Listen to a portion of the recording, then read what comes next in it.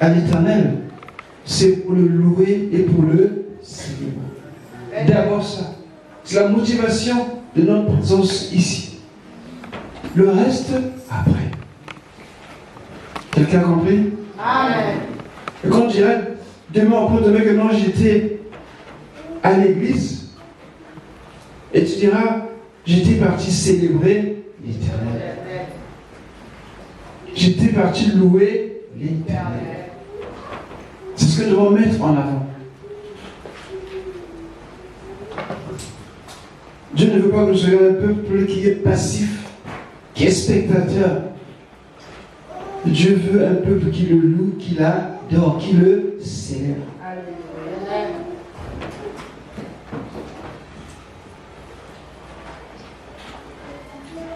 Et donc, nous passons au texte du jour.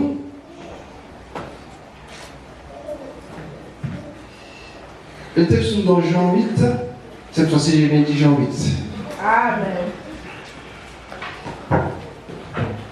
Le verset 2 à 11. Jean chapitre 8, du 2e au 11e verset. C'est vrai que nous connaissons cette histoire, mais elle est tellement riche qu'on ne peut pas s'en passer. Et je prie que le Seigneur t'ouvre les yeux et les oreilles spirituelles. Amen. Que tu saisisses la portée de ce message. Amen. Amen. Jean chapitre 8.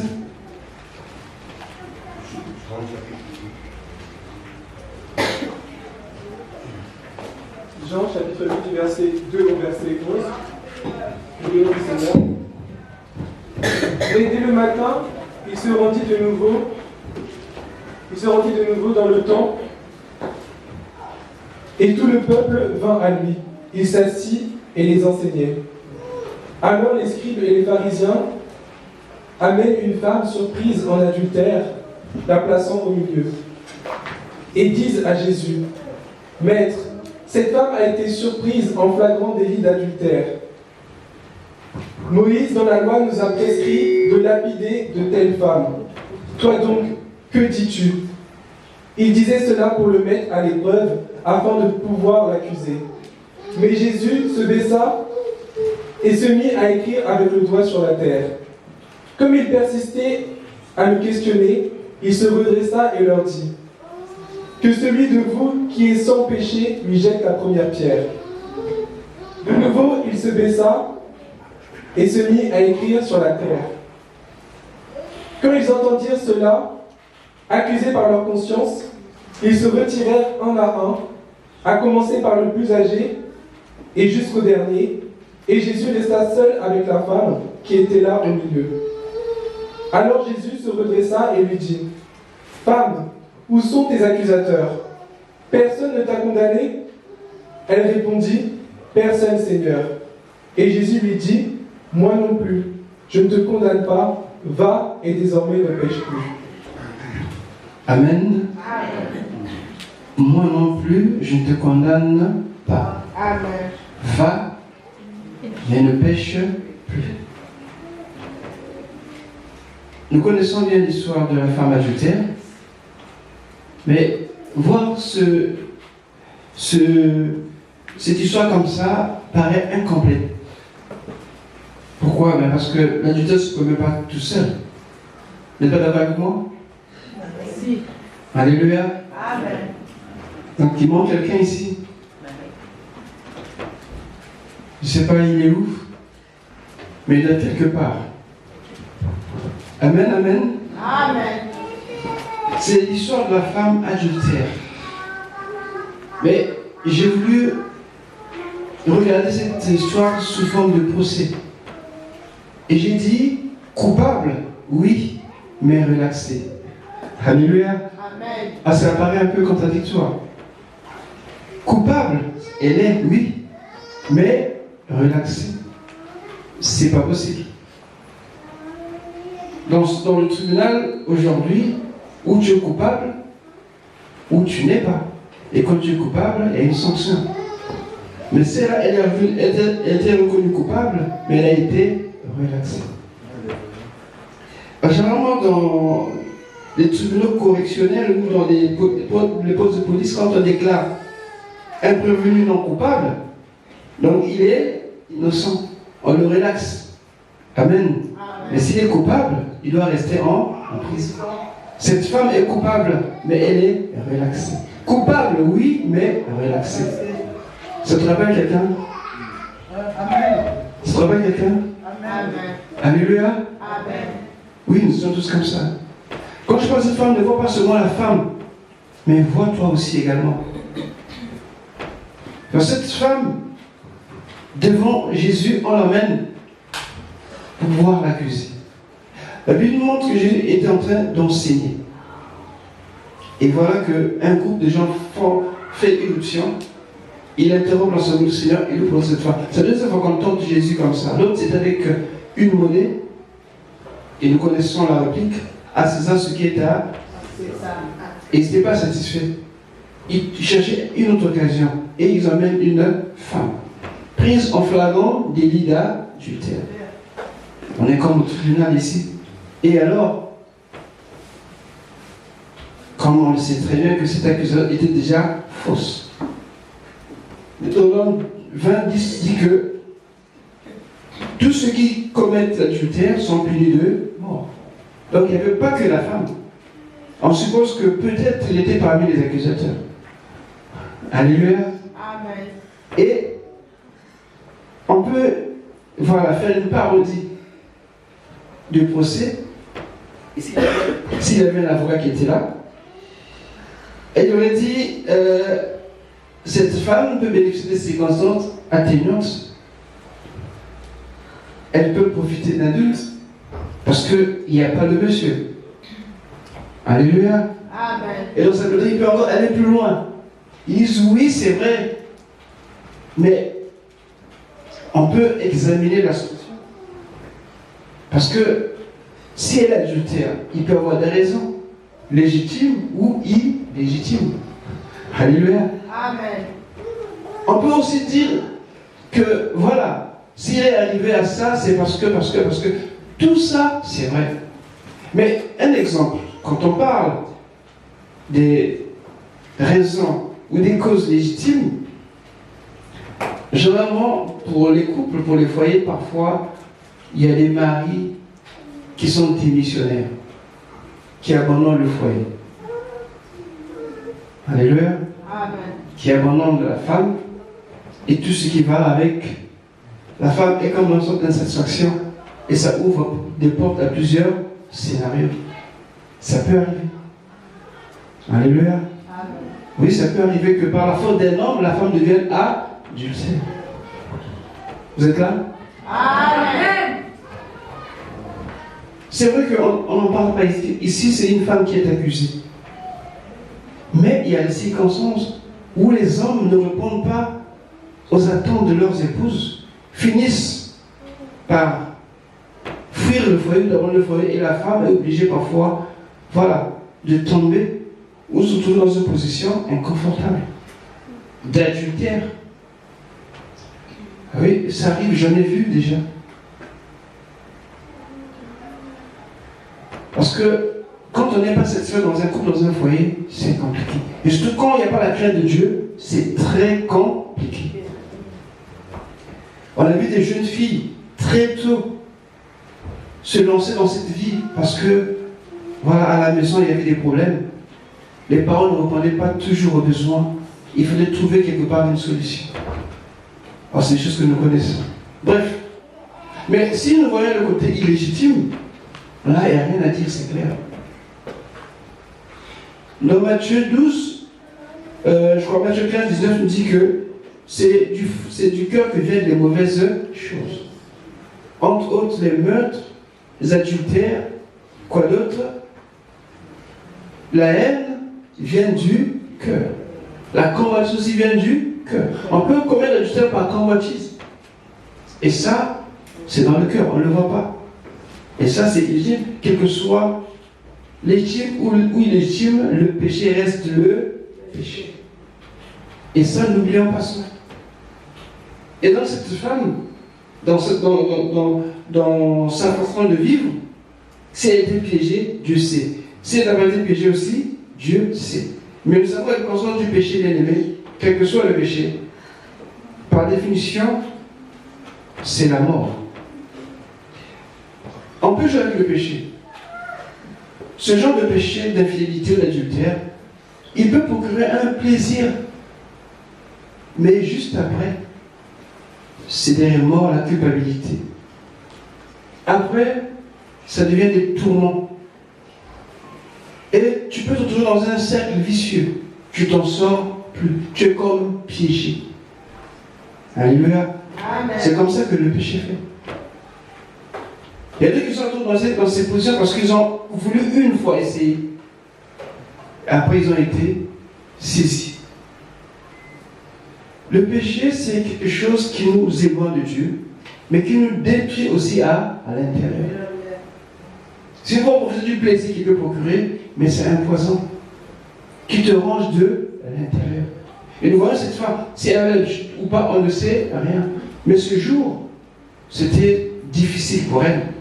Très difficile pour elle.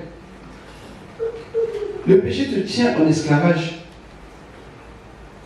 Et quand c'est découvert, et surtout quand c'est rendu public, on va détester ce péché. On va regretter ce péché, mais trop tard. Imaginez un seul instant cette femme.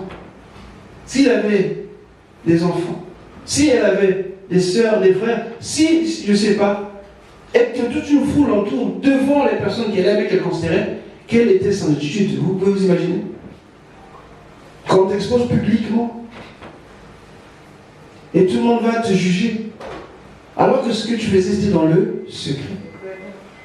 Alléluia. C'est comme ça que le péché fait. Tout péché, c'est son processus, c'est comme ça qu'il marche. Il te fait des belles promesses, il dit des bonnes choses, mais tu verras, et c'est une fois que tu verras que ça marche. Personne ne te dira, on ne saura pas. Mais fais attention.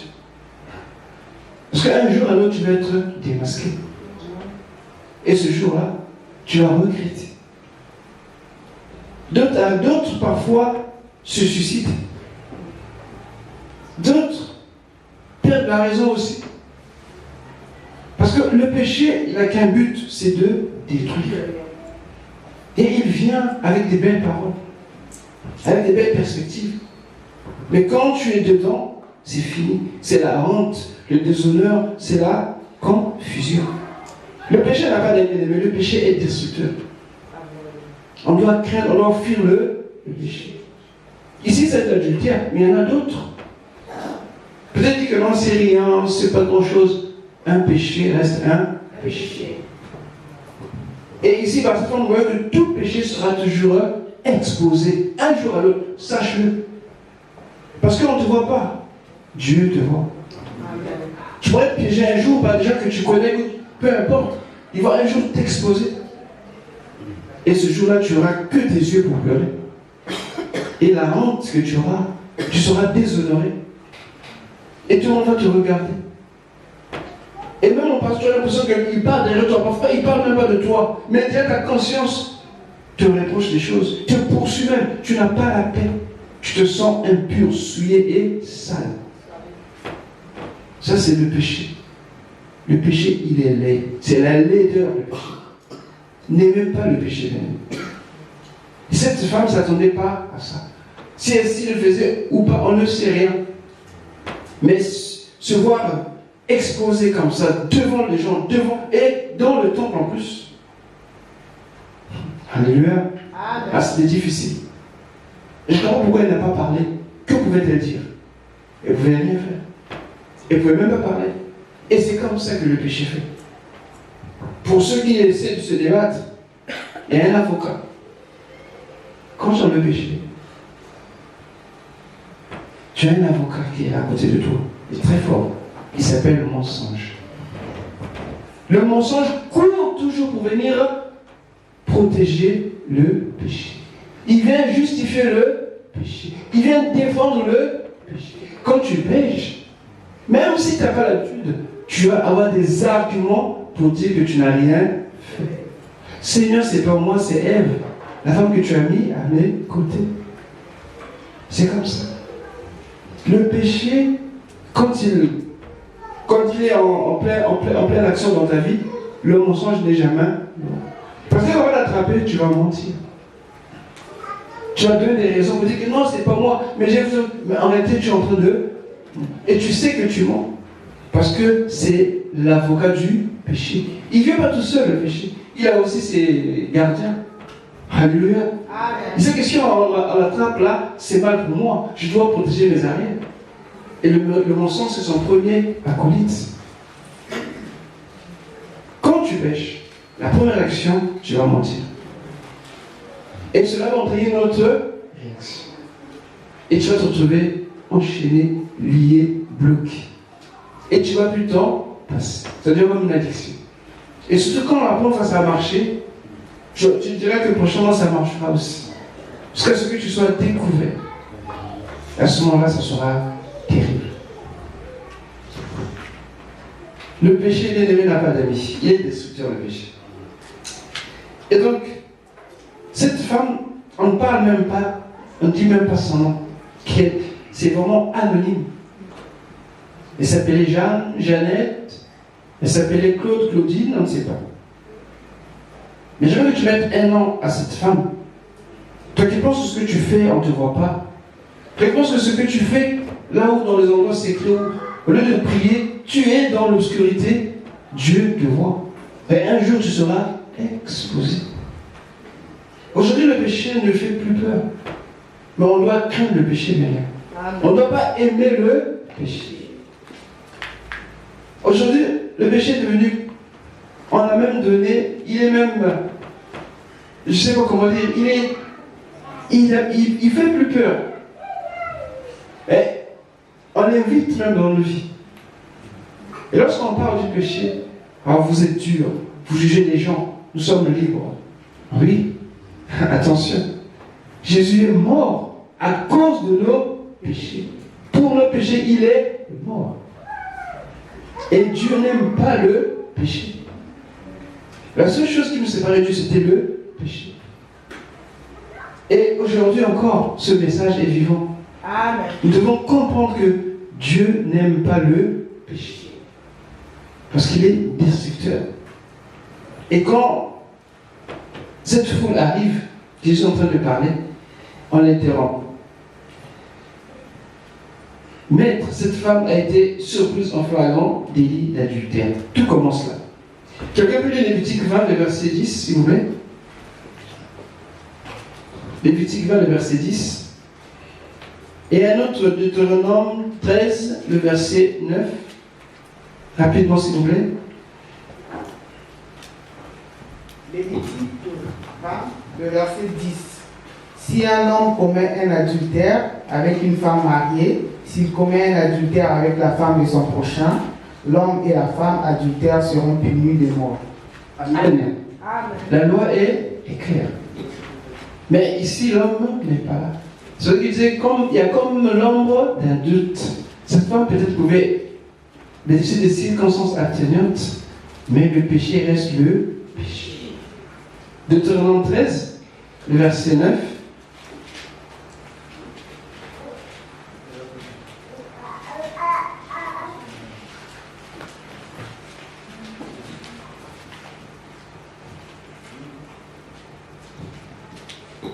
Deutéronome 13, verset 9. Mais tu feras mourir, ta main se lèvera le premier sur lui pour le mettre à mort, et la main de tout le peuple ensuite. Alléluia. Amen. Je vais qualifier ceci. Quand les scribes de Pharisiens amènent cette femme, ils prennent la loi, ils prennent ce qu'ils arrangent dans la loi. C'est un peu ce qu'on fait. Et ils disent que cette femme mérite d'être lapidée. Ok. Mais la loi dit quoi?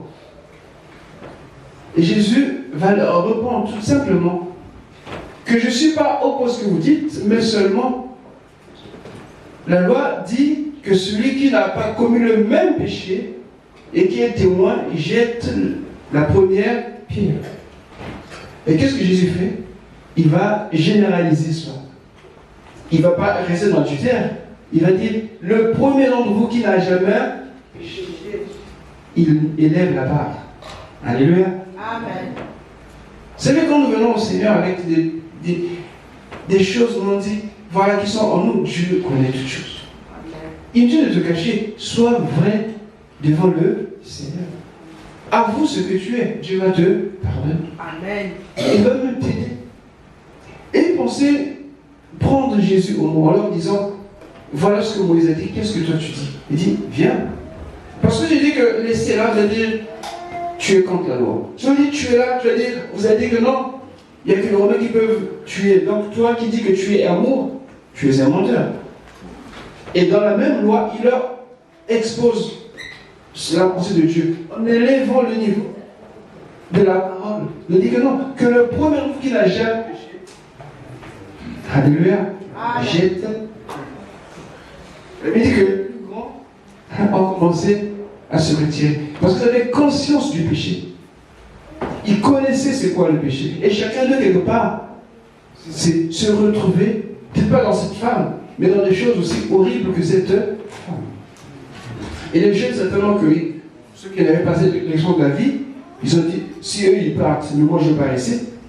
Parce que peut-être qu'ils voyaient parmi les personnes qui étaient là, des personnes peut-être qui disaient que lui il prie, lui il craint Dieu, et lui il est comme ça, parce que lui s'il le fait, moi aussi je le ferai. Parfois on est comme ça dans l'église.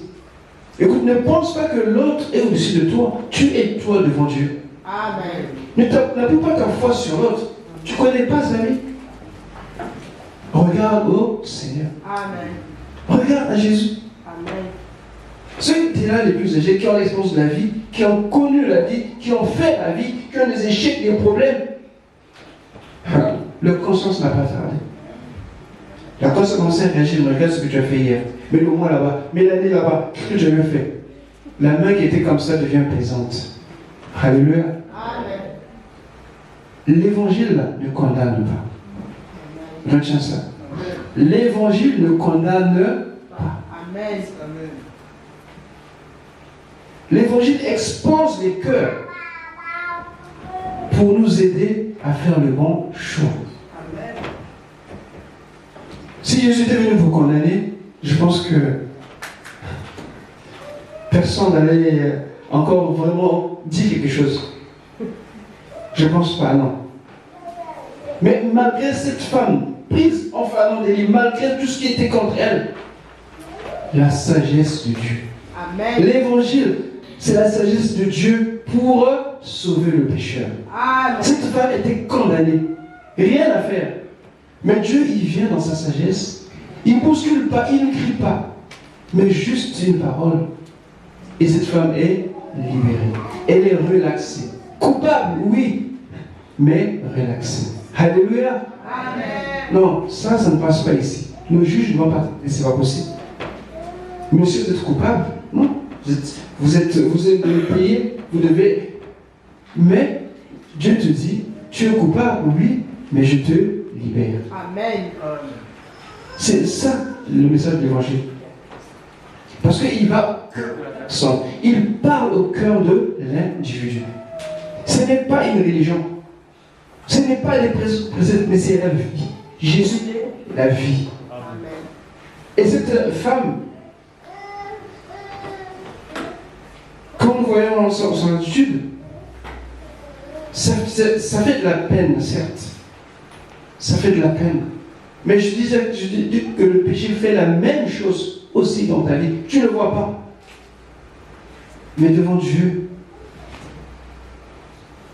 tu fais pitié à voir. Mais Dieu veut te libérer de cet état. Dieu veut te délivrer de cet état. Mais toi, tu penses que, voilà, je me sens bien. Un jour à l'autre, tu vas être exposé. Parce que tu refuses le message de l'évangile pour te libérer, pour t'affranchir. Tu te mets du mauvais côté. Dans Exode 34, le verset 6, Dieu dit à Moïse que je suis miséricordieux, je suis compatissant, je suis lent à la colère. C'est la nature de Dieu. Et Dieu n'est pas venu pour condamner les hommes. Il est venu pour libérer les hommes. Amen. Parce que tous sont péchés et sont de la gloire de Dieu. La Bible déclare que tout ce qui domine sur nous Fais de nous des esclaves. Nous sommes esclaves de tout ce qui domine. Regardez qu'est-ce qui domine sur toi. Et Dieu est Dieu. Il n'a pas changé. Il a eu pitié de cette femme. C'est tellement que les pharisiens, ils voient autre chose. Mais Jésus a eu pitié de cette femme. Rappelez-vous dans Jonas, quand Dieu l'a dit d'aller à Ninive, et Dieu voulait faire grâce à Ninive, Jonas s'est fâché. Il était vraiment fâché, alors fâché. Et Dieu dit, mais pourquoi je te fâche? Il dit, je ne voulais pas parce que c'est que tu es un Dieu qui est miséricordieux, que tu pardonnes. C'est des gens comme ça doivent mourir. Ils ne méritent pas de vivre, Seigneur. Tu as vu Ninive comment ils sont? Comme cette femme ne mérite pas de vivre. Mais Dieu lui répond. Si toi, tu te fâches pour un petit arbre qui a poussé la nuit, qui est mort la journée, mais comment moi je n'aurais pas pitié d'une foule nombreuse comme ça qui ne connaît pas discernement droit de leur gauche? Ça, c'est le cœur de Dieu. C'est le cœur de l'évangile. C'est le message de l'évangile. Quiconque est dans le péché, quand tu regardes à Jésus, Jésus te sauve. Amen. Amen. Quelqu'un peut lire dans Éphésiens 5, s'il vous plaît? Éphésiens 5, 11 à 12.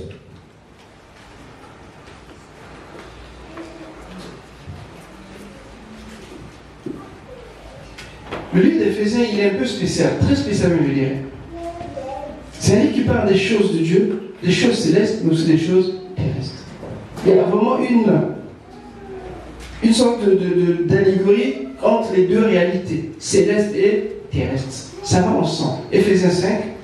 Éphésiens 5, 11 à 12. Et ne prenez point part aux œuvres infructueuses des ténèbres, mais plutôt condamnez-les, car il est honteux de dire ce qu'ils font en secret. Amen. Amen. Dans ce verset, Paul cite deux sortes. Il y a un péché qui cite expressement et un autre qui vient juste après. Ce qui est après ce qu'on appelle des œuvres des ténèbres. Mais l'autre, en fait, il parle de l'impudicité, de la fornication, de l'adultère. En grec, c'est pornéa. Et je sais ce que ça veut dire pour certains. Qui a donné pornographie. Ce genre de péché, comme cette femme, Dieu nous dit de ne pas faire ces choses-là. À côté des pratiques, il y a aussi les péchés qu'on fait dans les ténèbres. Ce qu'on appelle la sorcellerie, la magie, l'envoi. Parce que dans cette ville, il y avait des magiciens. Il y avait aussi sorciers dans cette ville. Quand vous lisez Actes à Éphèse, c'est là qu'il y avait cette... c'est là qu'il y avait l'esprit de Python, je pense. Il y avait aussi les magiciens qui avaient brûlé leurs livres quand ils ont reçu la bonne nouvelle. Les livres de sorcellerie.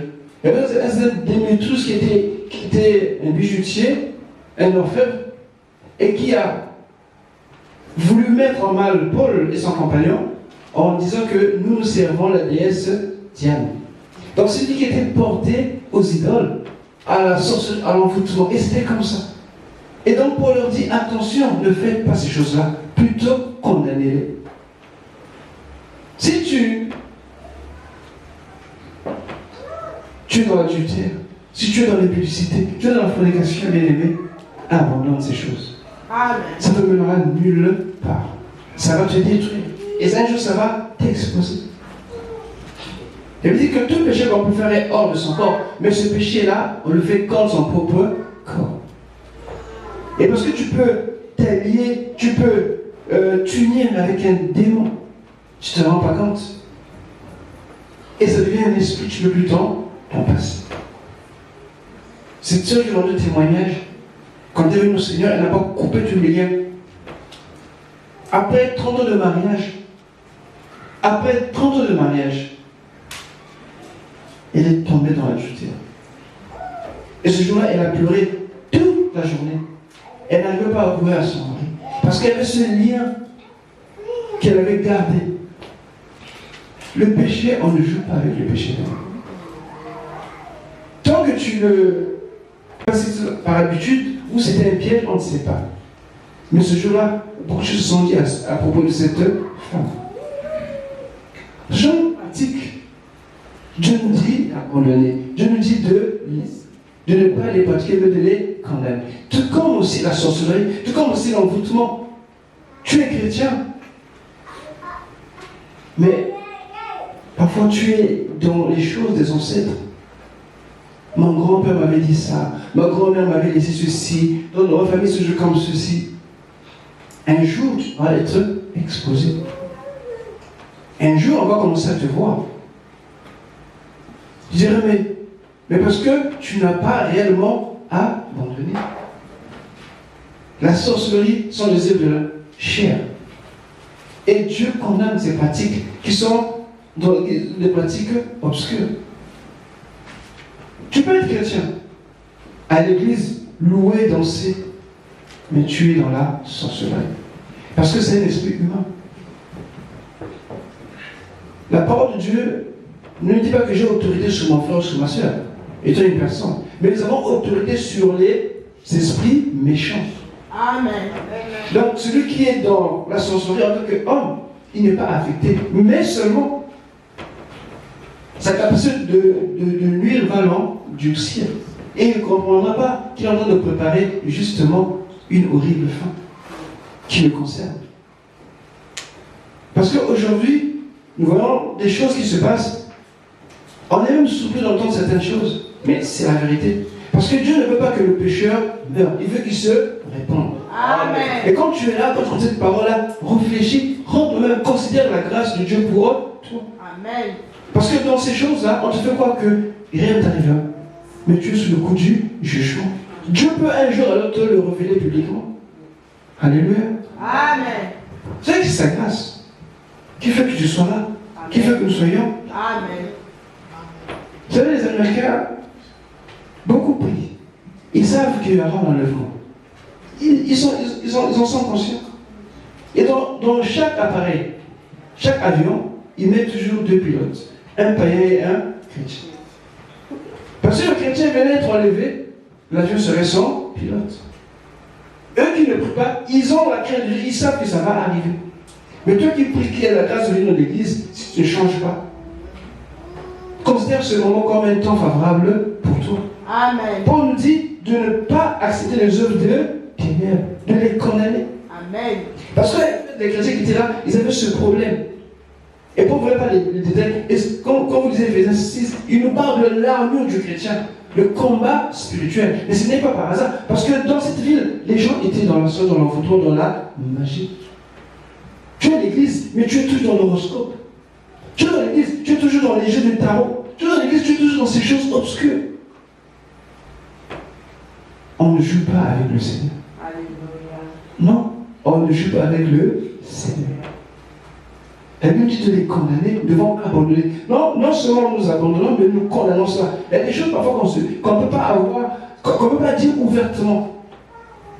Ici, on rit de tout. Mais attention, soyez pas trop léger à ce point. Quand c'est le péché, condamnons le péché. Amen. Ne prenons pas pour rigoler comme il faut rigoler, non. On rit de tout, ok, mais moi, je dois me sanctifier. Amen. Il y a des choses qu'on ne peut pas dire ici, qu'on ne peut même pas nommer, parce que Dieu ne veut pas entendre parler de ça, moi, sa maison, ni au milieu de ses enfants. Amen. Des chrétiens qui sont dans la sorcellerie, il y en a, ils existent, malheureusement, c'est la vérité. Qui sont dans la magie, il y en a, et c'est la vérité.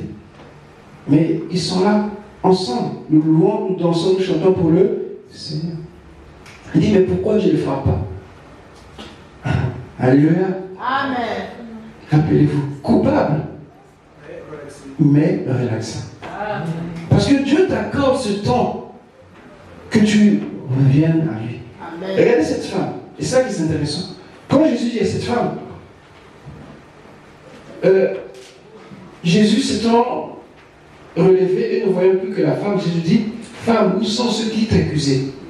Personne ne t'a-t-il condamné? Donc, il est resté que la femme est. Et entre-temps, toute la foule est partie. Par deux fois, Jésus s'est courbé pour écrire. Or, on aurait voulu savoir ce qu'il écrivait. En fait, comme il leur donnait le temps, ceux qui accusaient, de méditer, avant de continuer.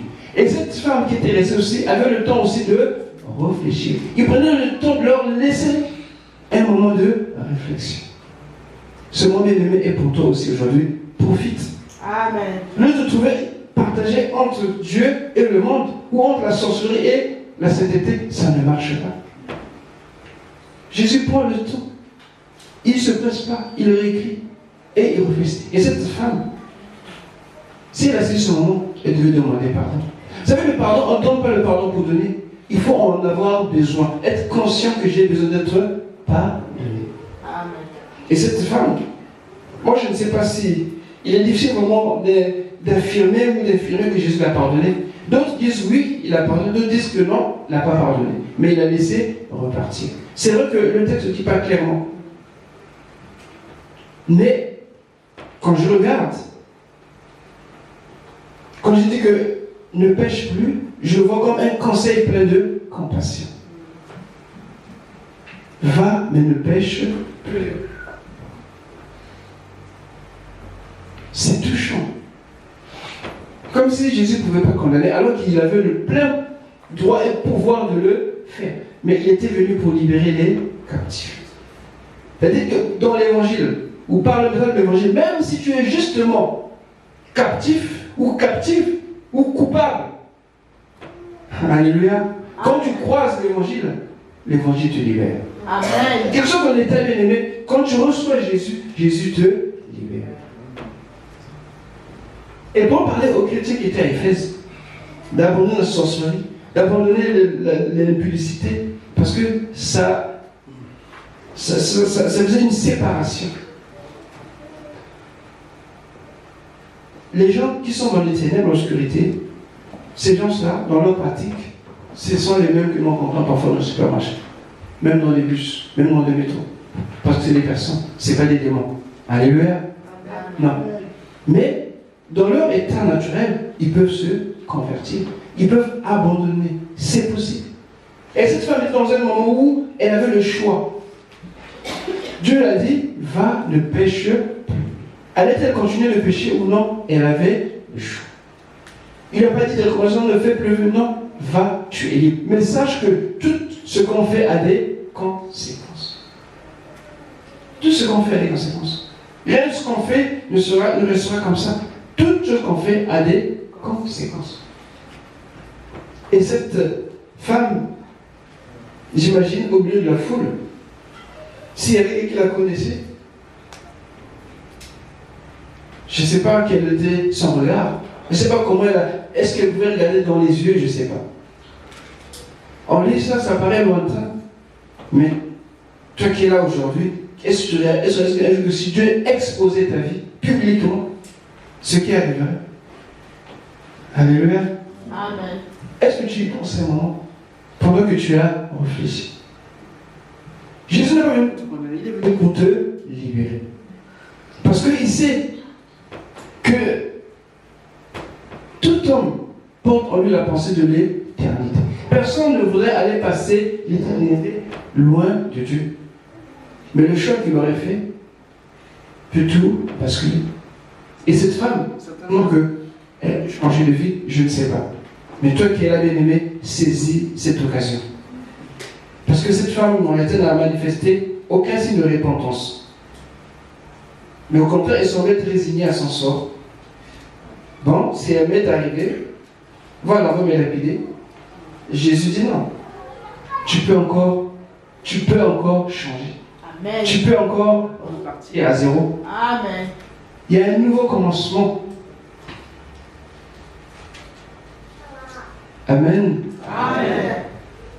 La femme adultère. Cette femme nous parle de plusieurs choses. À chaque fois qu'on regarde cette femme, pour la petite histoire, les pères de l'Église ont connu cette histoire, on l'a accepté dans leur service pour la plupart. Mais c'était après beaucoup de débats. Parce que, en ce temps-là, les hommes étaient très durs. Alléluia. Vous comprenez que c'est avant tout un héritage juif que nous avons par la Bible. Amen. Amen. Donc, cette histoire dérangeait beaucoup les hommes. Amen. Amen.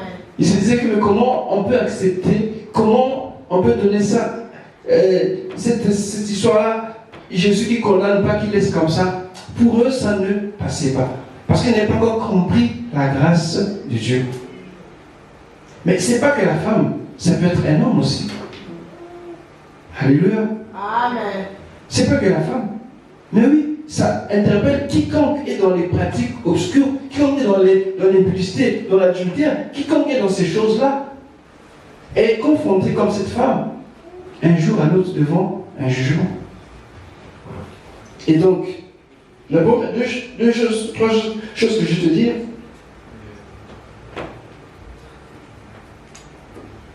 Si tu es là, abandonne cette voie de péché. Abandonne-la. Un jour, tu vas être exposé. Cette voie te mènera que à la mort. Deuxième chose que je veux te dire, c'est aussi de renoncer aux œuvres de ténèbres. Amen. Tu dois refuser. Tu es capable. Tu en as la capacité de dire non. Ne dis pas que parce qu'on va... Non. Tu as la volonté de dire non, je n'en veux plus. Amen. J'ai vu des gens qui étaient délivrés de la sorcellerie. Qu'elle soit consciente ou inconsciente, c'est ta volonté. Quand tu veux, de toutes tes forces, le Seigneur est là, il va te secourir. Amen. Il ne te laissera pas. Amen. Parce qu'il y a quelques temps de cela, il y avait en ce moment, je vais dire des sœurs, mais parce que les sœurs souvent parlent, elles ne cachent pas par rapport aux hommes. Amen. Amen. Et donc cette personne-là, il dit, mais disait, pasteur, si je dis ça, la nuit je ne vais pas dormir, ils vont venir m'attaquer. Elle avait raison. J'ai dit, écoute, c'est vrai, je ne peux pas l'empêcher de venir t'attaquer, mais s'ils viennent, toi, tu n'as qu'une chose à faire, au nom de Jésus. Confesse le nom de Jésus. Dis, ma vie appartient à Jésus. Remplis ça dans ton cœur, dans ta tête, dans ton sang, dans tes veines. Jésus, Jésus, Jésus. Sois forte et bien décidée à faire face. Si tu trembles, ça ne marchera pas. Il faut qu'il voit en toi que tu as réellement pris l'option, la décision d'abandonner. Alléluia. Je bénis Dieu, cette personne est servante du Seigneur. Amen. Parce qu'elle a pu vaincre cela. Parce que les ténèbres, ils ont une emprise telle que les menaces, ils te font croire que tout ce qui se passe dans le monde réel, c'est rien du tout. La vérité, c'est ce que tu viens de dire, mais c'est faux, c'est un mensonge. Mais si tu n'abandonnes pas, tu ne renonces pas, tu vas être un jour à l'autre exposé. Et troisième chose, demande le pardon de Dieu. Alléluia. Amen. Je ne sais pas quelle relation tu as avec ta femme ou ton mari, mais si ces choses-là te viennent parfois, repens-toi, demande à Dieu de te pardonner. Amen. Oui. Parce que une société où nous sommes, on a tendance à dire que c'est normal que tu aies, je ne sais pas, des bureaux ou bien des tiroirs. Non, ce n'est pas normal. Quand tu as pensé comme ça, demande pardon au Seigneur. Parle-en à ton conjoint ou à ta conjointe. Priez ensemble. Amen. Parce que quand tu vas gérer tout seul, un jour tu pourras céder. Tu ne sais pas ce qui va se passer un jour. Parce que souvent, la Bible dit que le péché, il ne vient pas comme ça. Il commence de l'intérieur. Et il range, il va trouver une sorte. Et on doit essayer de faire attention. Amen. Et cette femme illustre bien que ce qui était caché loin, personne ne voyait ce jour-là. Qui savait qu'on devait exposer publiquement? C'est un message qui doit nous interpeller. Parce que quand tu agis dans les ténèbres, tu ne sais pas. Tu ne sais pas. Je jure que Dieu va décider de t'exposer. Alléluia. Amen. La femme adultère. Coupable, oui, mais relax. C'est la grâce de Dieu. C'est l'évangile. Jésus est venu libérer les captifs. Mon prière, c'est que tu es là. Si tu es là, que tu sois aussi libéré. On va se lever, bien aimé.